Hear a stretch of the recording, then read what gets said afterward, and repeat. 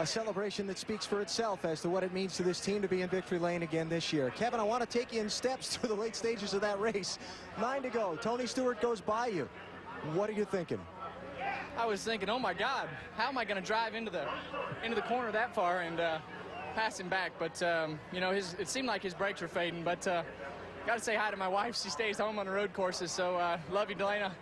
Sorry you won't hear. We'll be home late. So this GM Goodwin Chevrolet was a lot of fun to drive today. It was really good. Got the fenders caved in early and just never gave up. So it's a lot of fun racing with Tony there. And I don't know how he passed me in the chicane steel, but my car was really good getting into one and we were able to get back by.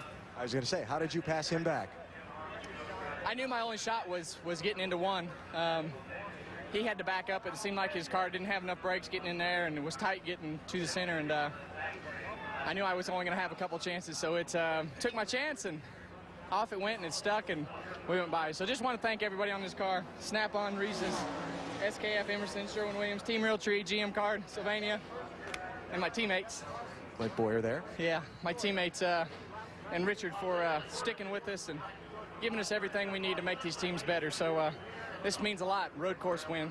This has a lot to do with the driver, the team, and they gave me the opportunity and the track position to do so. So thank Todd and all the guys. It was a lot of fun.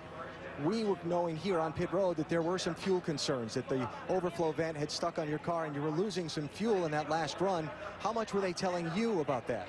Well, they didn't tell me, but I saw it on TV on the big screen there.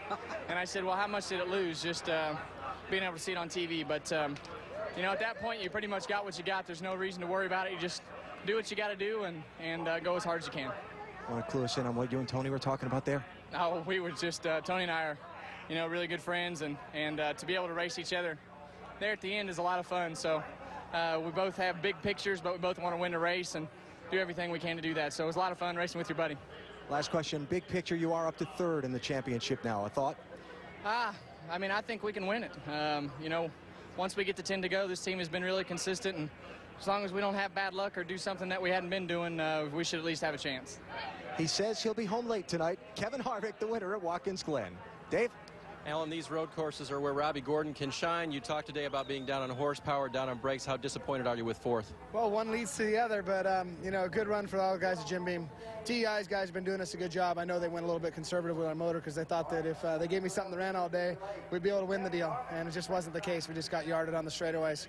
You know, they've given us good engines all year. Good run for all the boys on Jim Beam crew, and Jim Beam, Harrah's, Menards, all of our sponsors. It's a good run for us, so definitely help us in the points. Talk us through the last restart, Robbie. Last restart, you know, just couldn't get close enough to outbreak them. To be honest with you, you know, I had a little bit of an opportunity there. Tried him on the outside and just didn't have anything for him. All right, Robbie Gordon finishes fourth today. It is the 6th time that he has finished fourth or better here at the Glen. Bill? Thanks. And among the other stories we tried to follow up down below, we offered an invitation to Kurt Busch to talk about his day.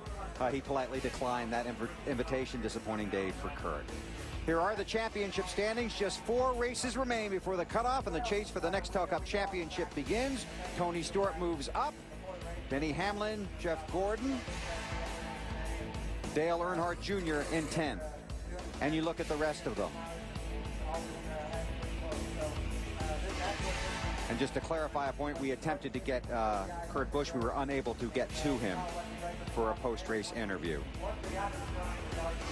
Don't forget, next weekend, NASCAR heads to Michigan on TNT. Saturday at 2 Eastern, it's final Cup practice, then Busch Series racing. And on Sunday, the race for the chase continues at 2 p.m. Eastern.